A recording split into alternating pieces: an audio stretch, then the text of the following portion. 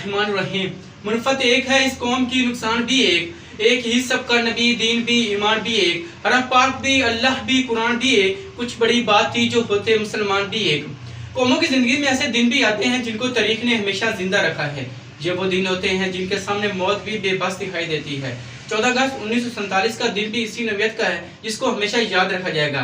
हिंदुस्तान में बसने वाले मुसलमानों ने मुतालबा किया कि वो इलाके जो साथ साथ हैं और जहां मुसलमानों की अक्सरियत भी है, हिंदुस्तान से अलग करके खुद मुख्तार रियासत की शक्ल दी जाए। और 14 अगस्त का ही वो दिन था जब इस अज़म और तसव्वुर को पजीराई नसीब हुई थी। ये मार्का कोई मामूली नौयत का नहीं था, बल्कि एक ऐसा कारनामा था जो हर लिहाज से नामुमकिन दिखाई देता था।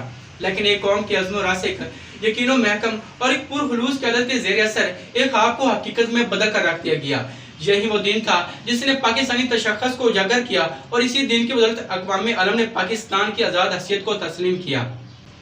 हमारी आज़ादी की तारीख बड़ी तवील सबर अज़मा और अजीम जदोजहद से इबारत है। हिंदुस्तान के मुसलमानों ने पाकिस्तान कायम करने के लिए बड़ी अजीम और नाकाबिले फरामोश कुर्बानियाँ दी हैं। वैसे तो आज़ादी हासिल करने के लिए कुर्बानियों और इसार पेश करना ही पड़ता है, मगर असूल पाकिस्तान के लिए मुसलमान हिंद ने जिस किस्म की कुर्बानियाँ दी उसकी मिसाल अक़वाम आलम की तारीख में बहुत कम मिलती हैं। हमारी आज़ादी का एक बाब खून से रंगीन है, क्योंकि आज़ादी खून मांगती है और सब्र इस्तिक़ामत की जिंदा तस्वीर बनकर तमाम मुजालिमों को बाखुशी कबूल करना पड़ता है। यही कैफियत 14 अगस्त 1947 को देखने में आई जब लटपटे काफिले लोग खून में लथपथ लाशें लिए इस नई मुमलिकत में दाखिल हो रहे थे। वो आज़ादी के ऐसे जज्बे से सरशार थे जो उनके दुखों और गमों को बर्दाश्त करने की कुव्वत पैदा कर रहा था। उनमें प्यार और लगन थी। वो महकूमी और गुलामी की जिल्लत से निजात हासिल कर चुके थे। मुझे आज भी वो आए वो सिसकियां वो चीखें सुनाई दे रही हैं जब लोगों से बड़ी ट्रेन दिल्ली से चलती थी और मशरकी पंजाब में ही काट दिए जाते थे। वो जुनूनी वो पागल वो दीवाने फिर बैठते थे और फिर काटे जाते थे और यहाँ सिर्फ लाशें उतरती थी। डर जुल्म का बाजार, डर का खौफ, गुलामी की माला उनके गले में हरदम चमकती थी। हजारों फूल से चेहरे झुलस के खाक हुए, हजारों फूल से चेहरे झुलस के खाक हुए। बड़ी बहार में इस तरह अपना बाग जला। हमें यह आज़ादी ना तो अंग्रेजों ने तशरी में सजाकर तोहफे में दी है और ना ही हिंदुस्तान में बसने वाली गैर मुस्लिम अक़वाम ने हमें बख्शिश के तौर पे अनायत की है। ये हिंदुस्तान के मुसलमानों ने बड़ी जदोजहद के बाद हासिल किया है। हमारा काफिला हुर्रियत बड़ी कठिन मंजिलें और आगो खून के दरिया अबूर करके मंजिल मुराद तक पहुंचा है। काफिला हुर्रियत की दास्तान जब भी तहरीर की जाती है तो हर लफ्ज़, हर हरफ, हर जुमले से खून टपकता है।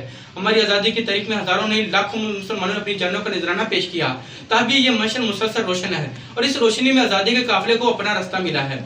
असूल पाकिस्तान के लिए किस कदर जदोजहद और किस कदर अमल पहम किया गया वो सारी दुनिया जानती है।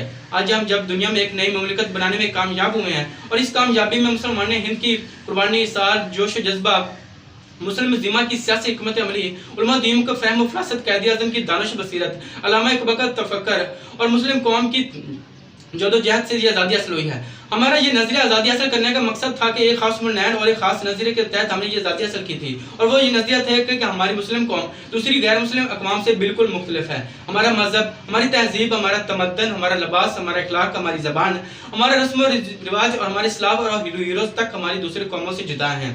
आज़ादी की कदर और कीमत वही जान सकते हैं जिन्होंने घटा धूप अंधेरे अपनी जागती आंखों से देखे हों। आज़ादी के जस्तजू में जिन्होंने आगो खून के दरिया अबूर किए हैं, जिन्होंने आज़ादी के जस्तजू में अपना खून दिया हो, जिनके जिस्म पे मसाइब अलाम के गहरे जख्म हो, वही समझ सकते हैं, वही जान सकते हैं कि आज़ादी क्या चीज़ है और गुलामी की दानत क्या होती है। मिली नहीं हमें ये अर्ज़ पाक तोहफे में, मिली नहीं है हमें ये अर्ज़ पाक तोहफे में, जो लाखों दी मुझे तो ये चिराग जिला। आज जब पाकिस्तान आज़ादी की तमाम नियमतों से माला माल है, हर दौलत की रेल पेल है, कारें हैं, कोठियाँ, मकान है, सरफलक इमारतें हैं, ज़ख़ीर ज़मीनें, हरी भरी फसलें हैं, क्या कुछ नहीं है। अगर नहीं है तो वो दिल नहीं है, वो रूह नहीं है, वो जज्बा नहीं है, वो जोश नहीं है, वो मरवत और एहसास इंसानियत नहीं है जो पाकिस्तान कायम होने के बाद हमारा इम्तियाज़ था। हमारे काबरीन और हमारी क़यादत ने जो ख्वाब देखा था कि पाकिस्तान को इस्लाम का गहवारा बनाएंगे, एक अल्लाह, एक रसूल और एक नबी के नाम पर लिए हुए इस मुल्क को इस्लाम का किला बनाएंगे। लेकिन बदकिस्मती से पाकिस्तान बनने के चंद साल बाद ही यहाँ फ़िरका वारियत का ज़हर सरायत करने लगा। इंतहाब सियासी जमातों के अलावा इंतहाब पसंद जमातें मंजर आम पर आने लगी। इस्लामाबाद के ख्वाहिशमंद नामनियाद लीडरों ने इस्लाम फैलाने की बजाय इस्लाम को बतौर हथियार इस्तेमाल किया। मुल्क की तमाम दौलत चंद खानदानों की लौड़ी बनकर रह गई। गरीब गरीब होता गया और अमीर अमीर। गरीब का पाकिस्तान और बन गया, अमीर का पाकिस्तान और। अमीर के बच्चों का निज़ाम तलीम और है, गरीब के बच्चों का निज़ाम तलीम और है।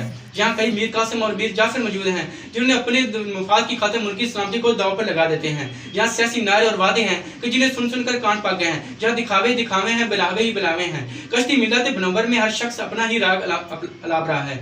आज़ादी अफकार से है उनकी तबाही, आज़ादी अफकार से है उनकी तबाही, रखते नहीं है जो फिक्र तदब्बर का सलीका।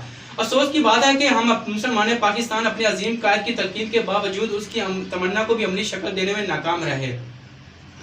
جمہوریت کے نام سے لیے ہوئے اس ملک میں جمہوریت اور جمہوری اداروں کو تباہ کیا جانے لگا۔ پاکستان بننے کے بعد جو ایک ملک قومیت کے نام سے بنا تھا، مختلف قومیتوں کا پرچار شروع کر دیا۔ سندھی، بلوچی، پٹھان، بنگالی، مہاجر کو اپنی اپنی پہچان قرار دے دیا۔